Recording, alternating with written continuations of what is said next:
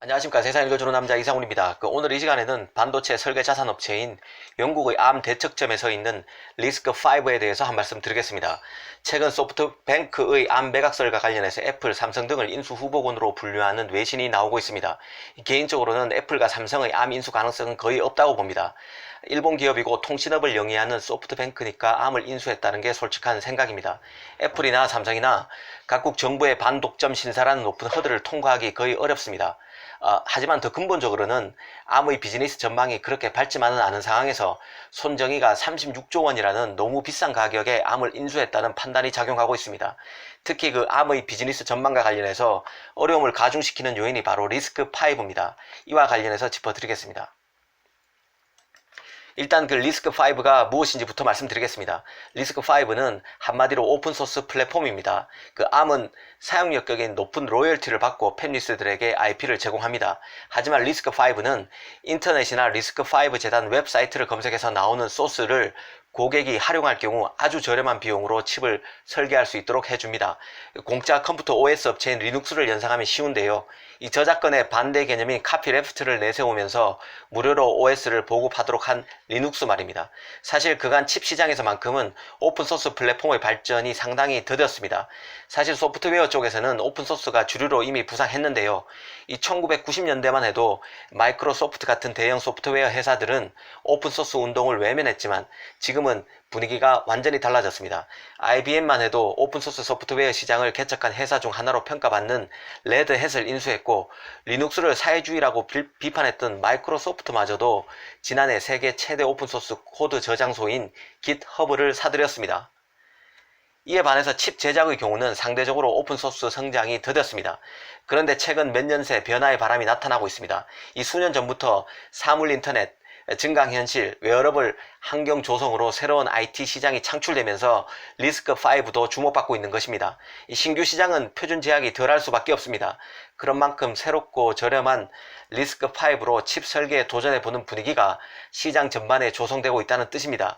가령 서버와 PC용 CPU는 인텔이 완전히 장악하고 있죠. 그리고 스마트폰 AP는 ARM이 지배하고 있습니다. 하지만 초저전력 컴퓨팅에서부터 고성능 컴퓨팅 에 이르기까지 아주 무주공산인 시장이 많습니다. 점점 이런 영역이 많아지고 있습니다. 그래서 리스크5가 충분히 자리 잡을 수 있는 것입니다.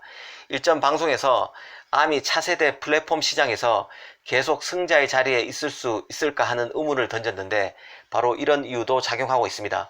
기존 프로세서 강자 경쟁도 심각하지만 점점 치열해지고 있지만 리스크5와 같은 전혀 다른 개념으로 부상한 신규 플레이어도 시장 진입을 가속하면서 세를 확장하고 있습니다.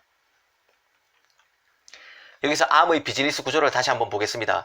암은 그 명령어 집합구조 ISA라고 합니다. 그 ISA와 다양한 설계 자산 IP를 팹리스에 판매합니다. 그 ISA는 중앙 처리 장치 속에서 일꾼 역할을 하는 코어가 어떤 동작을 해야 하는지 알려주는 언어입니다. 이 팹리스들은 암이 개발한 명령어 꾸러미를 바탕으로 칩의 설계 도면격인 마이크로 아키텍처를 만들어냅니다.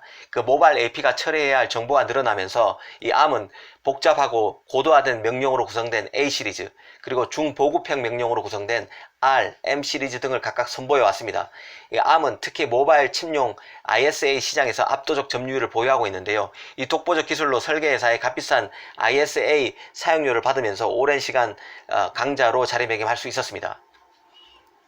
그런데 리스크5의 최대 장점은 개방된 IP를 통해서 저렴한 비용으로 칩을 설계할 수 있다는 것입니다. 또 다른 장점은 칩 기능 확장을 상대적으로 쉽게 할 수 있다는 점인데요. 위에서 말씀드린 대로 ARM IP를 기반으로 칩을 설계할 경우는 칩 기능을 업그레이드하는 추가 명령어를 더 넣고 싶을 때 반드시 ARM의 아키텍처 라이선스를 구매해야만 합니다. 그러나 리스크5는 무료로 사용할 수 있는 명령어 집합 구조에 사용자가 원하는 명령어를 마음껏 추가할 수도 있습니다. 저렴한 비용으로도 칩 확대 가능성이 무궁무진해지는 것입니다. 특히 그 저마다 계획한 맞춤 칩을 설계할 수 있어서 고사양 저전력 칩을 개발하는데도 상당히 용이합니다. 리스크5 기반으로 개발된 칩이 ARM 기반 칩과 비교해서 성능이 큰 차이를 보이지 않는다는 점도 매력입니다. 전문가들은 리스크5의 ISA 수준이 ARM 최상위 제품군인 ARM의 코텍스 A55 시리즈까지 도달했다고 평가하고 있습니다. ARM으로서는 긴장하지 않을 수 없습니다. 지난해 그 ARM의 실적이 나빠졌다는 말씀도 드렸습니다. 스마트폰 시장이 고꾸라지면서 ARM의 IP 판매 수익이 줄어든 게 결정타였는데요.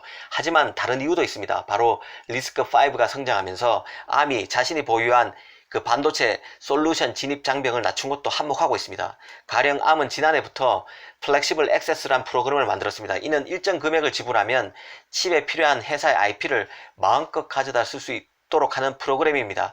여기에 신생 설계업체들, 그러니까 스타트업 팹리스들이 ARM IP에 아예 무료로 접근할 수 있도록 한 프로그램도 시작했습니다. 이 때문에 ARM은 최근 우리나라에 와서도 중소벤처기업부와 협력하겠다는 발표를 하기도 했습니다. 이런 것들은 리스크5의 성장을 막기 위한 ARM의 교육책에 가깝다고 봐야 합니다. 이미 리스크5는 신생 칩 설계 업체뿐만 아니라 삼성, 구글, 퀄컴, 엔비디아, 웨스턴 디지털 등 굵직한 반도체 대기업도 적극 활용하고 있습니다. 저전력 칩을 개발하기 위한 스위스 7위 공과대학의 펄프라는 조직도 그 리스크5를 활용한 아키텍처를 개발 중인데요. 여기에는 네덜란드의 NXP, 미국의 구글, 스위스의 ST 마이크로 일렉트로닉스 등 쟁쟁한 기업들이 함께 협력을 하고 있습니다. 국내 반도체 업계에서도 저변이 늘어나고 있습니다. 이 삼성전자가 리스크5 기반의 5G 통신 모뎀과 이미지 센서 상용화를 공식화한 데 이어서 LG전자도 NPU 개발에 리스크5를 활용하고 있습니다. 물론 그 리스크5의 성장 가능성을 너무 가대평가하지 말아야 한다는 반론도 없지 않습니다. 리스크5의 성장 가능성은 크지만 이 자동차용 CPU 등 높은 신뢰도를 요구하는 보수적인 시장은 여전히 ARM 개발 환경을 선호하는 게 사실입니다. 하지만 미래 플랫폼 경쟁이 점점 치열해지고 있는 상황에서 리스크5도 눈에 띄게 크고 있다는 점도 부인할 수 없습니다. 이 삼성만 해도 ARM과 협업하면서도 ARM을 견제하기 위해서 GPU IP 부분에서는 AMD와 협력을 강화하고 있고 리스크5와 협력도 확대하는 추세입니다. 이런 것들이 ARM의 미래를 어둡게 하는 요인이 되고 있습니다. 그래서 ARM의 M&A가 극히 어려운 것입니다. 감사합니다.